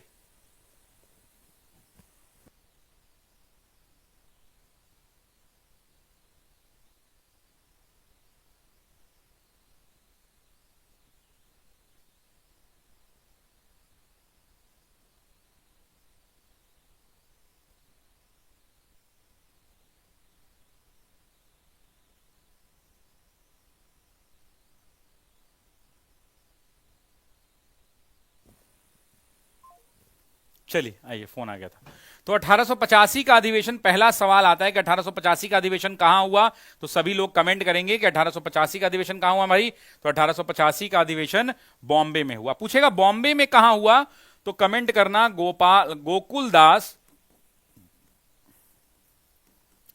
गोकुलदास तेजपाल, गोकुलदास तेजपाल संस्कृत विद्यालय में हुआ। कहां हुआ? गोकुलदास तेजपाल संस्कृत महाविद्यालय में हुआ। एक और सवाल आएगा कि यह बैठक कहां प्रस्तावित थी, तो आप कहना कि प्रस्तावित स्थान था पूना, लेकिन पूना में हैजा फैलने के कारण, महामारी फैलने के कारण जो है यह बैठक वहां नहीं हो पाया, और जिसके वजह से यह बैठक कहां हुआ, तो बॉम्बे में हुआ। इसके अध्यक्ष कौन बनाए गए, सभी लोग कमेंट करो। तो WC बैनर्जी मेरे दोस्तों, WC बैनर्जी इसके अध्यक्ष बनाए गए। इनका पूरा नाम क्या था? वोमेश चंद्र बैनर्जी। और यह व्यक्ति इसलिए अध्यक्ष बना क्योंकि इसके जो है एओ ह्यूम से, यानी कांग्रेस के सचिव से बड़े अच्छे संबंध थे। कांग्रेस के सचिव से क्या थे? बड़े अच्छे संबंध थे। अरे भैया, एगो बच्चा है, वो कह रहा है सर मजाक है क्या, यूट्यूब बच्चा खिला रहे हैं आप, मत। घरे से न्योता दिया अनीता उपाध्याय तुमको, वो का कहीं की, निकालो रे बाटा, लाओ मेरा बाटा, न्योता दिए हैं तुमको। मन करे पढ़ो भैया, नहीं मन करे मत पढ़ो। गजब हालत है। तो इसका, इनके जो है ये किसके मित्र थे, तो ये WC बैनर्जी जो है एओ ह्यूम के मित्र थे, इसीलिए इनको अध्यक्षता मिली, पहला बात। दूसरा, ये पेशे से वकील थे। क्या थे? पेशे से वकील थे, इस बात को ध्यान रखना, वकील थे, ये भी दूसरी बात। एक पत्रिका है जिस पत्रिका का नाम था हिंदू पत्रिका, उसी हिंदू पत्रिका में 5 दिसंबर को यह खबर छाप दी गई कि आईएनसी की स्थापना की जाएगी, आईएनसी की स्थापना की जाएगी। और आईएनसी का पुराना नाम क्या था? तो INU हुआ करता था। क्या था जरा कमेंट करो। इंडियन नेशनल यूनियन हुआ करता था, INU हुआ करता था। लेकिन इस बैठक में सुरेंद्रनाथ बैनर्जी, ये वाला पॉइंट देखना कि सुरेंद्रनाथ बैनर्जी पहले अधिवेशन में शामिल नहीं हुए थे। क्यों नहीं शामिल हुए थे, ये एग्जाम में आता है, तो इस प्रश्न का उत्तर हो जाएगा क्योंकि वे इंडियन एसोसिएशन की बैठक में कलकत्ता में थे। क्यों? क्योंकि वे इंडियन एसोसिएशन की बैठक में कलकत्ता में थे। अच्छा, इंडियन एसोसिएशन किसका संगठन था? तो सुरेंद्रनाथ बैनर्जी का ही था। इंडियन एसोसिएशन की बैठक में कलकत्ता में शामिल थे। और अगले वर्ष क्या हुआ? बैठक में कलकत्ता में थे। और अगले साल दादा भाई नौरोजी ने इनका ऑर्गेनाइजेशन ही मर्ज करा लिया, यानी इंडियन एसोसिएशन ही कांग्रेस में आकर मिल गई, इसीलिए ये दूसरे अधिवेशन में शामिल हुए। ये सुपरहिट क्वेश्चन है, पूछता है कि निम्न में से कौन कांग्रेस की पहली बैठक में शामिल नहीं हुए? तो आंसर क्या करेंगे आप? तो आंसर आप करेंगे मेरे दोस्त, आंसर क्या करेंगे? सुरेंद्रनाथ बैनर्जी। क्यों नहीं शामिल हुए? क्योंकि वो इंडियन एसोसिएशन की बैठक में गए थे। ठीक है जी, ये बात समझ में आई। दादा भाई किसके नाम पर बदला गया? तो दादा भाई में। पूछता है कि कुल कितने प्रस्ताव पारित हुए, जरा बताना कमेंट करके। कुल प्रस्ताव जो पहले अधिवेशन में पारित हुए वो कितने थे? तो 9 प्रस्ताव पारित हुए मेरे दोस्तों। किसके कहने पर नाम बदला गया? तो दादा भाई नौरोजी के कहने पर नाम बदला गया, ये भी ध्यान रखना है। ठीक, आते हैं दूसरे अधिवेशन में। दूसरा अधिवेशन कब हुआ? 1886 में। स्थान कहां है भाई? कलकत्ता में है। कलकत्ता में आयोजित ये पहला अधिवेशन था। इसके अध्यक्ष कौन बनाए गए? तो इसके अध्यक्ष दादा भाई नौरोजी बनाए गए, जो दादा भाई नौरोजी प्रथम पारसी अध्यक्ष थे। कई बार एग्जाम में पूछता है कि प्रथम गैर हिंदू अध्यक्ष कौन है? तो बच्चे गलती कर देते हैं, लोग गैर हिंदू का मतलब मुसलमान समझ लेते हैं। नहीं मेरे भाई, प्रथम गैर हिंदू अध्यक्ष, सभी लोग कमेंट बॉक्स में लिखो प्रथम गैर हिंदू अध्यक्ष कौन थे। तो प्रथम गैर हिंदू अध्यक्ष कोई और नहीं बल्कि दादा भाई नौरोजी ही थे, क्योंकि ये पारसी थे। अब पारसी होने का मतलब क्या हुआ कि गैर हिंदू ही तो हुआ। ठीक है, अब दूसरा ध्यान देना कि प्रथम पारसी अध्यक्ष, दूसरा राष्ट्रीय कांग्रेस और राष्ट्रीय कॉन्फ्रेंस का विलय कर इंडियन स्टैंडिंग कमेटी का इन्होंने गठन कर दिया। डफरिन ने कांग्रेस के सदस्यों को उदान भोज दिया। उदान भोज का मतलब क्या होता है? Welcome party. कैसे आपके यहां शादी विवाह होता है तो भाभी आती है तो आप लोग रिसेप्शन पार्टी देते हो, तो अंग्रेज ने भी कांग्रेस बनने की खुशी में उदान भोज दिया। एग्जाम में सवाल आता है कि उदान भोज कब दिया गया, तो सभी लोग क्या आंसर देंगे? 1886। सभी लोग कमेंट करो, उदान भोज कब दिया गया भाई? तो उदान भोज 1886 में दिया गया, 1886 में दिया गया। अच्छा, यहां से एक और सवाल बनता है, ये जो पहले पारसी अध्यक्ष साहब हैं ये कितनी बार अध्यक्ष रहे हैं? इसके बारे में सवाल पूछता है कि ये कितनी बार अध्यक्ष रहे, तो सभी लोग कमेंट करो। एग्जाम का सुपरहिट सवाल है, 3 बार अध्यक्ष रहे। 3 बार अध्यक्ष। कब कब रहे हैं? तो पहला 1886 में, कहां पर भाई? तो कलकत्ता में। दूसरा कहां? तो 1893 में दोस्तों, कहां पर? लाहौर में। तीसरा कहां? तो 18 के बाद 1906 में, कहां? तो कलकत्ता में। तो ट्रिक क्या बन जाता है? CLC। सभी लोग ट्रिक को कमेंट कर दो, ट्रिक क्या है भाई? CLC। कितनी बार अध्यक्ष बने? 3 बार अध्यक्ष बने। अच्छा, दादा भाई नौरोजी वो पहले व्यक्ति थे दादा भाई नौरोजी जिन्होंने क्या किया था? तो जाकर लंदन में जाकर चुनाव लड़ा था और चुनाव जीते भी थे। तो आपसे पूछता है कि लंदन में या ब्रिटिश पार्लियामेंट में चुनाव जीतने वाले पहले व्यक्ति कौन हैं? जरा एग्जाम का ये क्वेश्चन है। देखो मेरे पास 2 ऑप्शन है कि या तो मैं PPT अंडरलाइन करके पढ़ा दूं, या उसके अलावा जो मेरा अपना तरीका है लिख लिख के पढ़ाना वो लिखूं भी, क्योंकि लिखना जरूरी है ना मेरे भाई, खाली PPT से तो होगा नहीं। PPT इसलिए लगा दिए हैं कि बहुत बच्चे कह रहे थे कि सर थोड़ा मदद कर लीजिए, समय बच जाता है। नहीं तो आज तक मैं जीवन में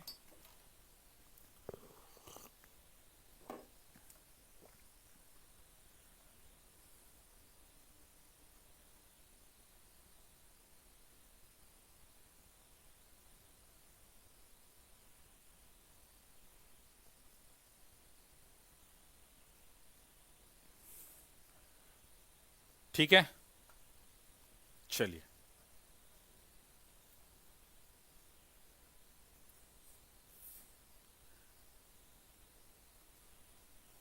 आइए। ब्रिटिश पार्लियामेंट में चुने जाने वाले पहले व्यक्ति थे। ब्रिटिश पार्लियामेंट में चुने जाने वाले कौन से व्यक्ति? चुने जाने वाले पहले व्यक्ति। अच्छा, एग्जाम में सवाल पूछता है कि ये कब चुने गए, जरा सभी लोग कमेंट करके बताओ कब चुने गए? 1892 में। किस पार्टी, कहां पे चुने गए? तो हाउस ऑफ कॉमन में। सभी लोग कमेंट करो भाई, हाउस ऑफ कॉमन में चुने गए, हाउस ऑफ कॉमन में। तीसरा जो है हाउस ऑफ कॉमन में चुने गए। तीसरा, यहां पे एक और सवाल आता है। तीसरा सवाल क्या आता है भाई कि ये किस सीट से जीते? तो सभी लोग कमेंट करेंगे फिन्सबेरी से। कहां से? फिन्सबेरी सीट से। सभी लोग कमेंट करें, फिन्सबेरी सीट से जीते, फिन्सबेरी से। अच्छा, ये चुनाव लड़ने वाले दूसरे भारतीय थे, ध्यान रखना, इनसे पहले एक भारत के व्यक्ति ने चुनाव लड़ लिया था। अच्छा, इनसे एक और सवाल आता है, पूछता है कि इनकी एक किताब है, उसको क्या कहते हैं? Poverty and un British rule in India. Poverty and un British rule in India.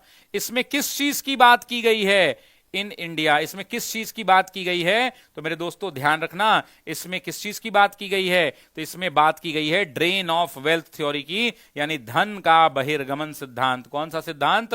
Drain of wealth theory, धन का बहिर्गमन सिद्धांत। रुकना जरा एक बात, यहां पर एक और सवाल पूछता है और वो सवाल यहीं से आता है और सब लोग उत्तर देंगे मुझे। आपसे पूछता है कि धन का बहिर्गमन सिद्धांत कांग्रेस के किस अधिवेशन में कांग्रेस के पारित हुआ? कौन सा वर्ष पारित हुआ? तो आंसर होगा 1896। मैं चाहता हूं सभी लोग कमेंट बॉक्स में कमेंट करें 1896। दादा भाई नौरोजी मुंबई के एलिफिस्टन कॉलेज में प्रोफेसर हुआ करते थे। किस किस भाषा के? गणित के हुआ करते थे और फिजिक्स यानी भौतिकी के हुआ करते थे। गुजराती भाषा के लंदन में प्रोफेसर हुआ करते थे, मेयर चुने जाने वाले व्यक्ति थे। बहुत सारी उपलब्धियां हैं इनकी, इस बात को ध्यान रखना, ठीक है। अच्छा, यह अधिवेशन एक और बात के लिए महत्वपूर्ण है, इसमें बिहार से कुल कितने लोग शामिल हुए थे? तो याद होगा कि बिहार से कुल 2 लोग शामिल हुए थे। कितने लोग शामिल हुए थे बिहार से? तो बिहार से 2 लोग शामिल हुए थे।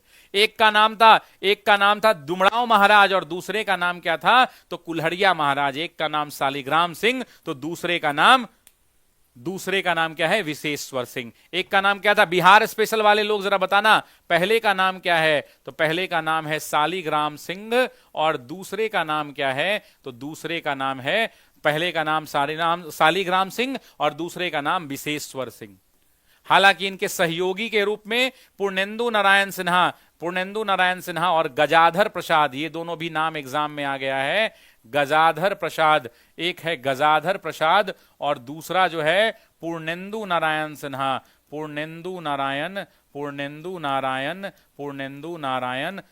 दोस्तों इस बात का ध्यान रखना, पूर्णेंदु नारायण सिन्हा, इस बात का ध्यान रखना, ठीक है। ये 2 लोग जो हैं इनके साथ, ये वाला नाम एग्जाम में पूछ चुका है गजाधर प्रसाद। पिछली बार टीआरई 3 में ये पेपर आया था, वहां पूछा था कि कौन संबंधित हैं, तो गजाधर प्रसाद इससे संबंधित है। क्या ये बात सबको समझ में आई? Is it clear to everyone in the class? जिन्होंने अभी तक वीडियो को लाइक नहीं किया है वो वीडियो को कृपया करके लाइक कर दें, है ना। जितने लोगों ने अभी तक वीडियो को लाइक नहीं किया है उनसे निवेदन है मेरा कि वो वीडियो को क्या करें, तो वीडियो को लाइक कर दें। अगर आप वीडियो को लाइक कर देंगे तो मेरे लिए थोड़ा आसान हो जाएगा।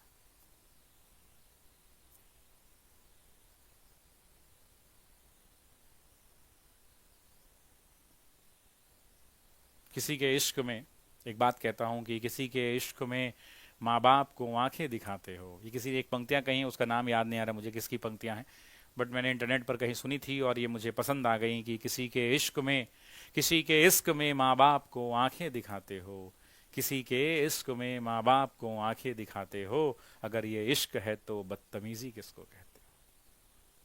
अगर ये इश्क है तो बदतमीजी किसको कहते हो? तो माँ बाप का हमेशा से इज्जत करिए, सम्मान करिए, उससे ऊपर कुछ नहीं।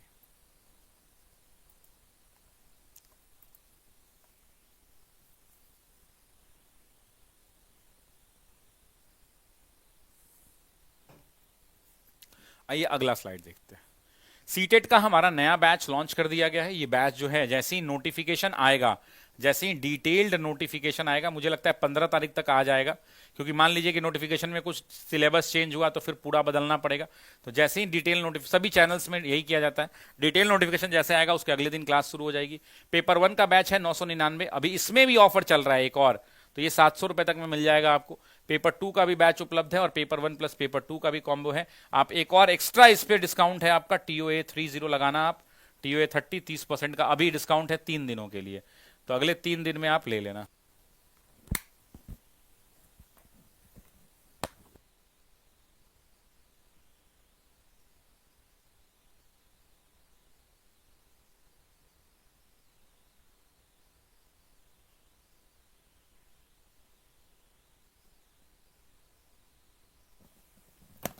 चलिए आगे बढ़ते हैं।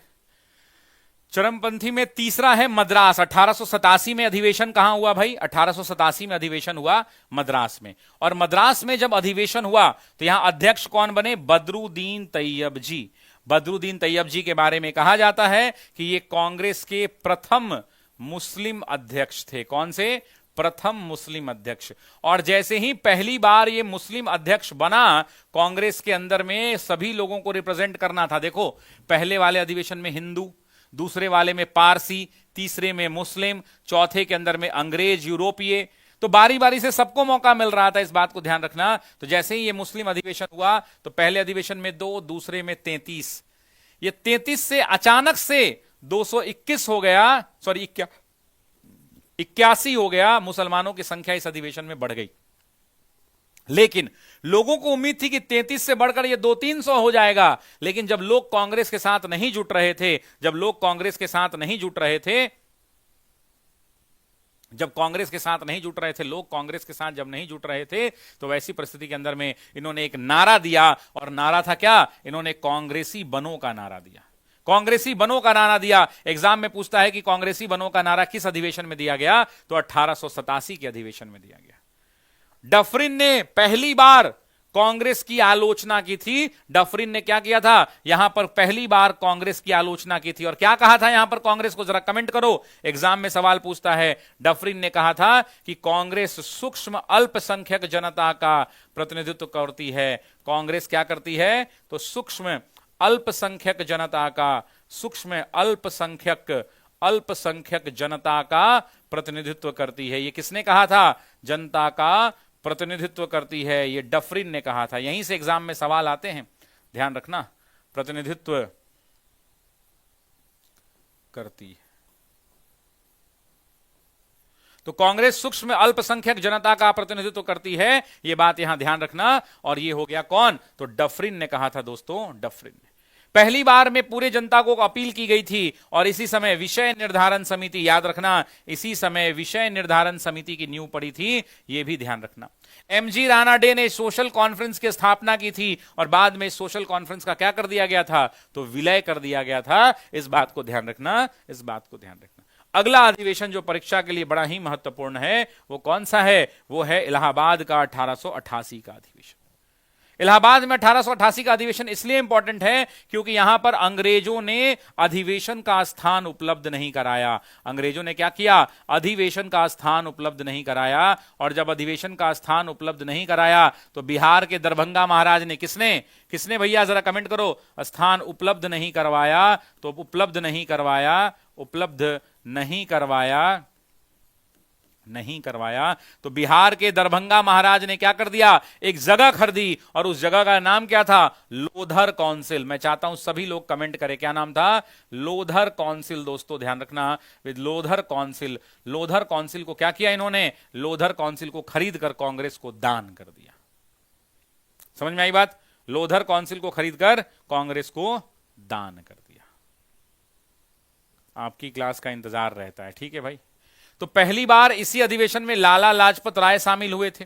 कांग्रेस अधिवेशन हेतु स्थल उपलब्ध न होने पर दरभंगा के राजा, लोथर नहीं होगा, लोधर काउंसिल होगा यहां पर, लोधर काउंसिल खरीद कर क्रय कर कांग्रेस को दिया। इस अवसर पर निर्णय लिया गया कि कोई भी सरकारी कर्मचारी इस सम्मेलन में शामिल नहीं होगा। विरोधकर्ता कौन कौन थे, तो सर सैयद अहमद खान और राजा बनारस के राजा शिव प्रसाद, जिनकी उपाधि थी सितारे हिंद। एग्जाम में पूछता है ये कहां के राजा थे, तो याद रखना ये बनारस के राजा थे। कहां के, बनारस के राजा हुआ करते थे। बनारस के राजा, क्या नाम था, राजा शिव प्रसाद। सभी लोग कमेंट करेंगे, बनारस के राजा का क्या नाम था, राजा शिव प्रसाद नाम था, राजा शिव प्रसाद नाम था। ठीक है, is it clear to everyone? ठीक, पहली बार लाला लाजपत राय इस अधिवेशन में शामिल हुए और हिंदी में भाषण दिया था, इस बात को ध्यान रखिएगा। अच्छा, ये जो बाल लाल पाल की तीकरी थी ना, त्रिगुट जो था, बाल लाल और पाल, इसमें इकलौते व्यक्ति कौन थे, ये तो आगे आएगा तो बताऊंगा, यहां गलत लिख दिया है। ठीक है, नेक्स्ट। 1889 मुंबई के अंदर में, मुंबई में इस बार अधिवेशन जब हुआ तो अध्यक्ष बने विलियम वेडरबर्न। कौन बने, सभी लोग कमेंट करो, विलियम वेडरबर्न। और यह पहला मौका था जब महिलाओं ने इस अधिवेशन में भाग लिया था। पहला मौका जब महिलाओं ने इस अधिवेशन में भाग लिया था। और याद है महिलाओं का नाम भी मैंने आपको बताया था, याद है महिलाओं का नाम, याद करिए। महिलाओं के नाम में कादम्बिनी गांगुली, जो प्रथम स्नातक उत्तीर्ण महिला थी, कादम्बिनी गांगुली हुआ करती थी, कादम्बिनी गांगुली हुआ करती थी, जो पहली स्नातक उत्तीर्ण महिला थी। उसके अलावा स्वर्णा कुमारी देवी हुआ करती थी, स्वर्णा कुमारी देवी। उसके अलावा एक और रविन्द्रनाथ टैगोर की बहन जानकी नाथ घोषाल हुआ करती थी। कौन हुआ करती थी, जानकी नाथ घोषाल।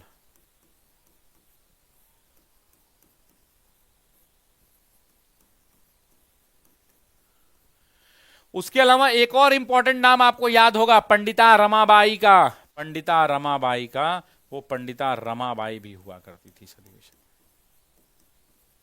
तो ये सारी महिलाएं, ये कादम्बिनी गांगुली कौन है, प्रथम स्नातक उत्तीर्ण महिला। कौन है, प्रथम स्नातक उत्तीर्ण महिला।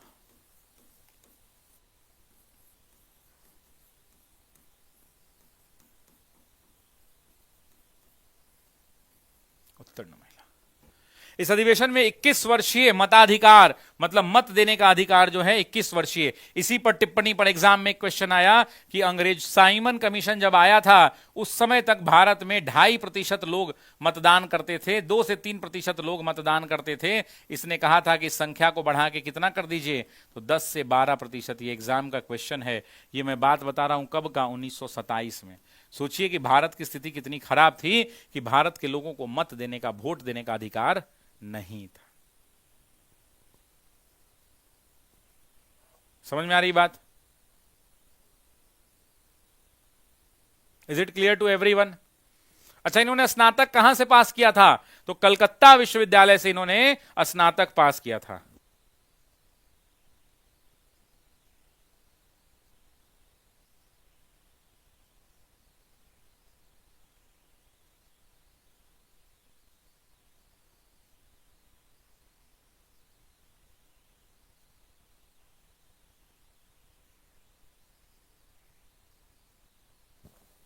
कलकत्ता विश्वविद्यालय से उन्होंने पारित किया। अब देखिए, ये एग्जाम का बहुत इंपॉर्टेंट क्वेश्चन है कि कांग्रेस ने लंदन में अपनी ब्रिटिश समिति का गठन किया था और इसको क्या कहा गया था? इसको कहा गया था ब्रिटिश इंडिया कांग्रेस, ऐसे ही कुछ एक नाम दिया था, मेरे दिमाग में वो नाम नहीं आ रहा है अभी, है ना। और ये कहा गया कि भाई यहां पर ये चलेगा, तो ब्रिटिश इंडिया कैबिनेट या कुछ और इसी तरह का नाम, ब्रिटिश इंडिया कमेटी शायद था, है ना। ब्रिटिश इंडिया कमेटी ही था, ठीक है।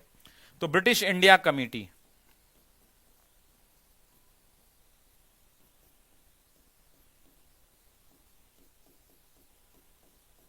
और इसका मुखपत्र निकलता था, उसका नाम क्या था? इंडिया नाम था। यही एग्जाम में सवाल आता है, ब्रिटिश इंडिया कमेटी। इसके अध्यक्ष कौन बनाए गए थे? एग्जाम में यह भी पूछता है कि इसके अध्यक्ष कौन बनाए गए थे। तो अध्यक्ष बनाए गए थे विलियम डिग्बी। सभी लोग कमेंट करिए विलियम डिग्बी। सभी लोग कमेंट करिए विलियम डिग्बी थे, ध्यान रखिएगा, ठीक है। नेक्स्ट 1890, यहां से कोई सवाल नहीं आता, सिर्फ एक सवाल आता है कि 1890 का यह अधिवेशन था। इसके अध्यक्ष पहली बार बने थे फिरोज शाह मेहता बने थे। और यहां पर सबसे पहली बात आता है कि मंच से पहली बार किसी महिला को माइक दिया गया कि मंच से बोलो।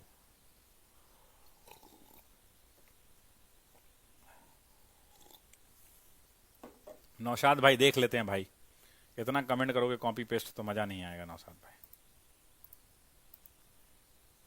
इतना मत कॉपी पेस्ट कीजिए कि दिक्कत हो जाए।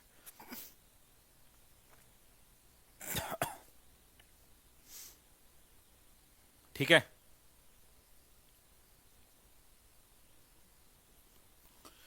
तो इस अधिवेशन का सबसे इंपॉर्टेंट बात था कि जो कादम्बरी गांगुली महिला थी, इनको जो है धन्यवाद ज्ञापन प्रस्ताव पढ़ने का नहीं होता है कि लास्ट में कहा जाता है कि मैं आप सभी लोगों का धन्यवाद देती हूं कि आप अपना कीमती समय निकालकर आज के इस बैठक में, अधिवेशन में शामिल हुए। मैं पुनः आग्रह करूंगी कि आज जो हमने यहाँ प्रस्ताव पारित किए हैं वो भारत के हर एक गांव में, प्रांत प्रांत में उन प्रस्तावों को लागू करवाया जाएगा तथा अगले वर्ष हम पुनः 1891 में नागपुर में मिलेंगे, जहां पर नए सिरे से हम लोग बातचीत करेंगे।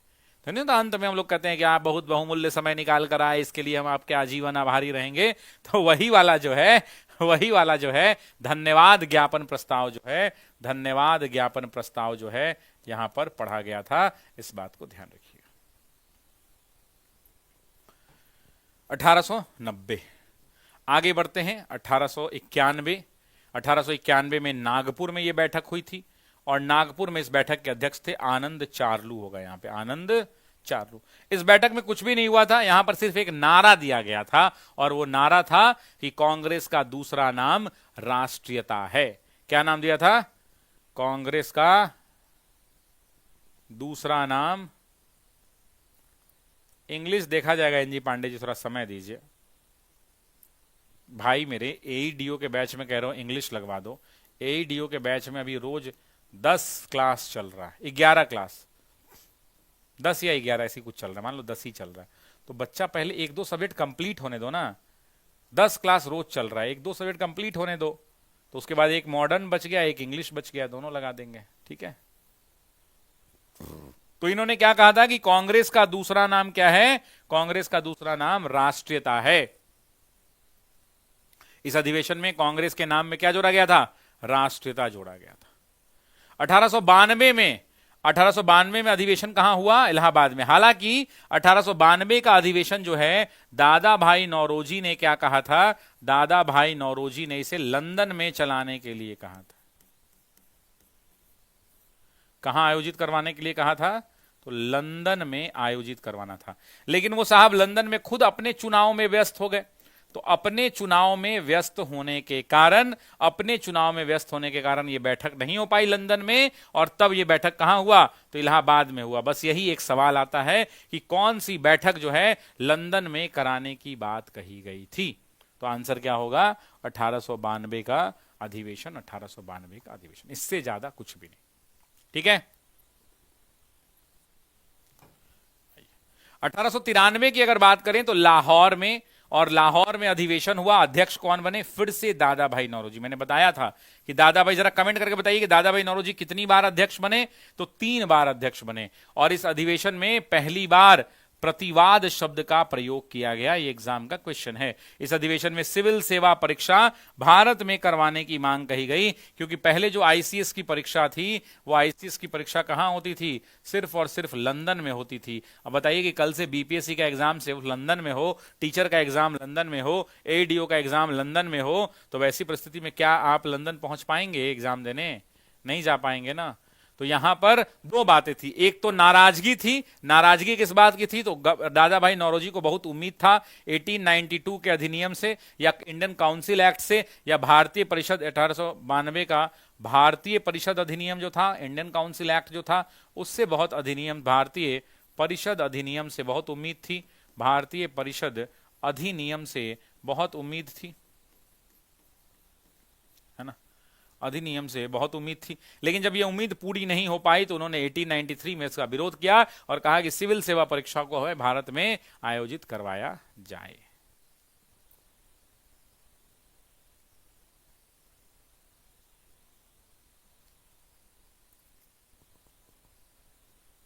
ठीक है, चलिए नेक्स्ट। 1894 में अल्फ्रेड वेब। यह अधिवेशन सिर्फ इसलिए याद कर लीजिए कि एक अल्फ्रेड वेब नाम का व्यक्ति था जो कभी अध्यक्ष बना था। क्यों? क्योंकि एग्जाम में कई बार सवाल आता है कि निम्न में से कौन कांग्रेस का अध्यक्ष नहीं बना था, या निम्न में से कौन कांग्रेस का अध्यक्ष बना था। तो वैसी परिस्थिति में आपको पता होना चाहिए कि कौन व्यक्ति जो है कांग्रेस का अध्यक्ष बना था।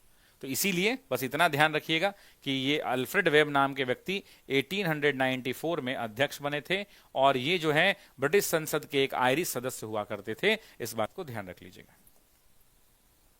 1895 1895 पूना महाराष्ट्र में सुरेंद्रनाथ बनर्जी। ये इंपॉर्टेंट इसलिए है क्योंकि बाल गंगाधर तिलक ने राणा डे की जो सोशल कॉन्फ्रेंस थी, उस कॉन्फ्रेंस को क्या करवा दिया था? उस कॉन्फ्रेंस को समाप्त करवा दिया, या उस कॉन्फ्रेंस को बंद करवा दिया था।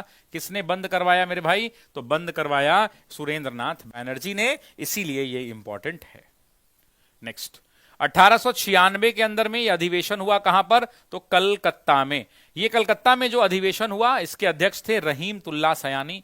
और रहीमतुल्लाह सयानी की अगर हम बात करें तो ये द्वितीय मुस्लिम अध्यक्ष थे। जरा मुझे बताना कि अगर एग्जाम में पूछे कि द्वितीय मुस्लिम अध्यक्ष कौन है, द्वितीय मुस्लिम अध्यक्ष कौन बने थे, तो द्वितीय मुस्लिम अध्यक्ष कौन बने थे? तो रहीमतुल्लाह सयानी बने थे 1896 के अंदर में। इसी अधिवेशन में बंकिम चंद्र चैटर्जी द्वारा रचित वंदे मातरम का गायन आधिकारिक तौर पे किया गया था। मतलब इसी अधिवेशन में वंदे मातरम गीत जो है पहली बार गाया गया था। दादा भाई नौरोजी ने इसी अधिवेशन में धन का बहिर्गमन सिद्धांत भी पारित किया था। दादा भाई नौरोजी ने, यानी डीबीएन ने, मैं लिख देता हूं, दादा भाई नौरोजी ने धन का बहिर्गमन सिद्धांत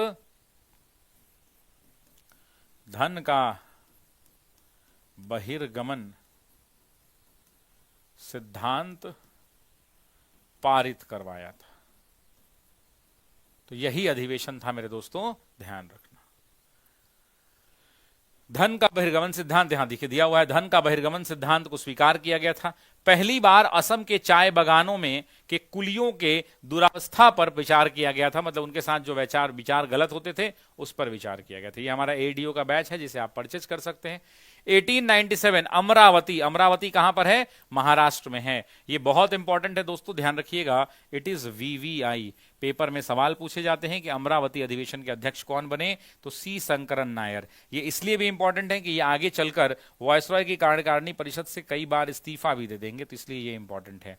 ये केरल के व्यक्ति थे और पहले अध्यक्ष बने थे शंकरन नायर 1897 में। इससे ज्यादा कुछ नहीं, बस यहां पर याद रखिएगा। जैसे आपने 1894 के अंदर में अल्फ्रेड वेब को याद रखा कि अल्फ्रेड वेब थे, उसी प्रकार से अधिवेशन के अध्यक्षों की सूची में आप 1897 में सी शंकरन नायर को याद रखिएगा।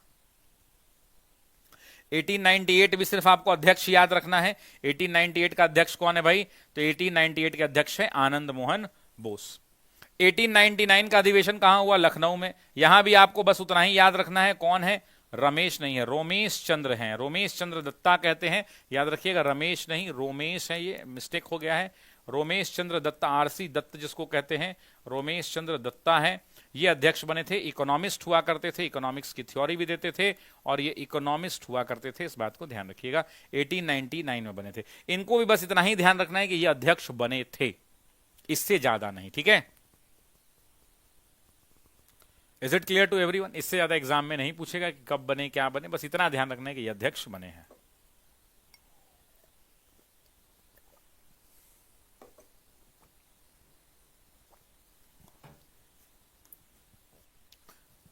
ठीक है, इसका 2 पार्ट कर देंगे क्योंकि मेरा भी बेटा एकदम हल्ला कर रहा है बाहर में, तो इसका पार्ट 2 करा देंगे, ठीक है ना? आज पार्ट 1 करके छोड़ देते हैं, जैसा कहिए, चलेगा? एकदम हल्ला मचाए हुए हैं।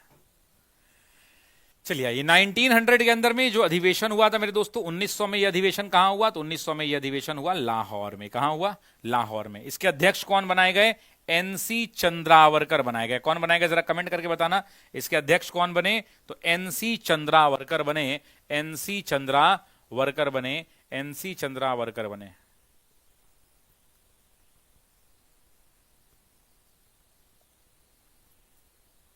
बुक कब तक लॉन्च होगा? एनसीईआरटी का बुक तो आपको मैंने दिखाया ही है ना, बुक तो शानदार है, आपको भी पता है। बुक बहुत जल्द लॉन्च हो जाएगा। बुक आ गया है, मेरी टेबल पे रखा हुआ है, लेकिन मैं चाह रहा हूं कि 5 सेट एक साथ लॉन्च करूं। मैं क्या चाह रहा हूं कि 5 सेट एक साथ लॉन्च करूं। समझ में आ रही बात? बस इतना ही मेरी चाहत है।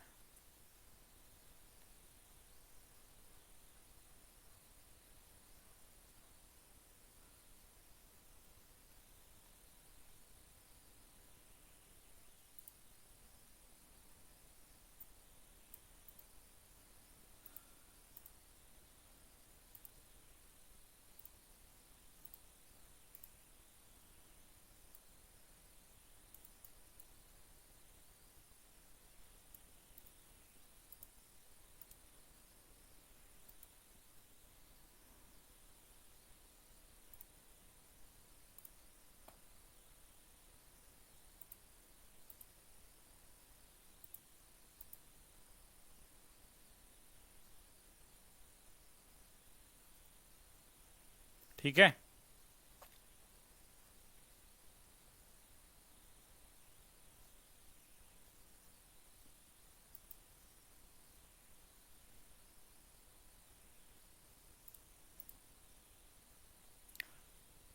पूरा कंप्लीट करा दे क्या? बोलिए, आपकी जैसी इच्छा, आप कहिए तो पूरा कंप्लीट भी करा देते हैं। करा दिया जाए क्या जी? 1901 अधिवेशन इंपॉर्टेंट। चलिए आगे बढ़ते हैं, आज खत्म ही कर देते हैं इसको। आइए, 1901 का जो अधिवेशन है, 1901 का अधिवेशन कहां आयोजित हुआ था? कलकत्ता में। इसके अध्यक्ष कौन बनाए गए? दिनसा एडुल्वी वाचा। ये अध्यक्ष क्यों इंपॉर्टेंट है? क्योंकि ये पहला अधिवेशन था दोस्तों, ध्यान रखना, ये प्रथम अधिवेशन था, प्रथम अधिवेशन था जिसमें महात्मा गांधी ने दक्षिण अफ्रीका से आकर भाग लिया था, जिसमें महात्मा गांधी ने, एग्जाम में क्वेश्चन आता है, ध्यान रखना, ने भाग लिया था। तो आपसे एग्जाम में पूछेगा कि महात्मा गांधी ने पहली बार भाग कब लिया था? नहीं सर, छोड़ दीजिए, नींद लग रहा है। ठीक है, तो कल रात 9 बजे बिना नोटिफिकेशन मारे आ जाना है, आइएगा तब बताइए, तब छोड़ेंगे। कल रात में 9 बजे बिना नोटिफिकेशन आए हुए एकदम घड़ी देखकर 9 बजे पहुंच जाना है चैनल पर, बताइए। नहीं सर, ठीक है, नहीं सर, सुन लिए।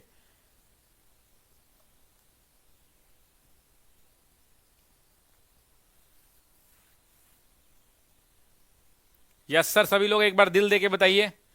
कल सुबह आ जाएंगे, कल रात में 9 बजे आ जाइएगा ना, बिना नोटिफिकेशन के आ जाएगा। तो मुझे 1905 तक करा लेने दीजिए, सुनिए, 2 बार में ना होगा ना, तो एक बार 1885 से 1905 तक करा लेने दीजिए। इसलिए मैं बोल रहा हूं कि ये हो जाएगा आपका 20 साल का, ठीक है। और इसके बाद सीधा एक ही बार 1900 पार्ट 2 में 1905 से 1947 तक का करा दूंगा, ठीक है।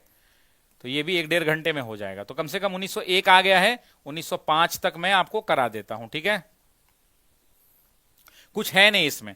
तो एक ही सवाल आता है कि पहली बार जिसमें महात्मा गांधी, पहला अधिवेशन जिसमें महात्मा गांधी ने भाग लिया, तो वो कौन सा था? तो वो था भैया 1901 का अधिवेशन। यह अधिवेशन कहां आयोजित हुआ था? कलकत्ता में आयोजित हुआ था, ध्यान रखिएगा, ठीक है। ये बात आपको ध्यान रखनी है। अच्छा, यहां पर उदारवादियों और उग्र राष्ट्रवादियों के बीच खुलकर मतभेद सामने आ गए थे। उदारवादियों एवं उग्र राष्ट्रवादियों के बीच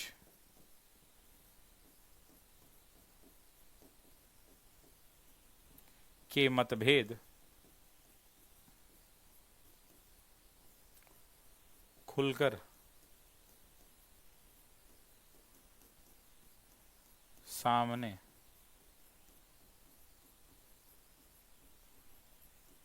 आ गए थे, ये भी ध्यान रखना। नेक्स्ट, 1902 में अध्यक्ष कौन बने? तो बने सुरेंद्र नाथ बैनर्जी, ये ध्यान रखना। सुरेंद्र नाथ बैनर्जी एक बार और अध्यक्ष बन चुके हैं 1892 में, 2 बार अध्यक्ष हो चुके हैं। 1903 के अंदर में अध्यक्ष कौन बने? लाल मोहन घोष। एने का मतलब ना कि यहां से और कुछ भी क्वेश्चन नहीं आएगा, यहां से क्वेश्चन क्या आएगा? लाल मोहन घोष। अब आप कहोगे सर ये क्यों बता रहे हो आप? मैं इसलिए बता रहा हूं ना मेरे भाई, इसलिए बता रहा हूं, ध्यान देना। एग्जाम में पता है क्या सवाल आता है? एक एक क्वेश्चन लिखता हूं, देखो। एग्जाम में सवाल आता है कि निम्न में से कौन कांग्रेस के अध्यक्ष नहीं बने थे? पहला दिनसा एडुल्वी वाचा, दूसरा बदरुद्दीन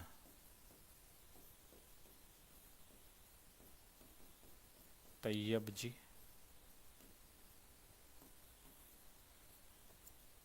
तीसरा लाल मोहन घोष, चौथा हेनरी कॉटन, पांचवा इनमें से कोई नहीं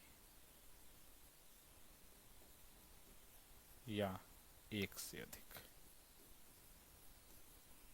ये एग्जाम में जब क्वेश्चन आएगा ना, तब यहां पे इंपॉर्टेंस समझ में आएगा कि लाल मोहन घोष अगर आपको मैंने नहीं पढ़ाया होता तो यहां लाल मोहन घोष आपको आप टिक कर देते कि ना ना, ये आदमी का तो हम कभी नाम ही नहीं सुने हैं, इसका तो सुने, इसका तो सुने, इसका नाम ही नहीं सुने।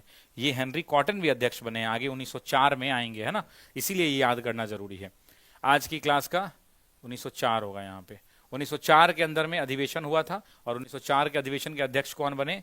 सर हेनरी कॉटन बने। कल की क्लास में 1905 से हम लोग बातचीत करेंगे। आज क्लास को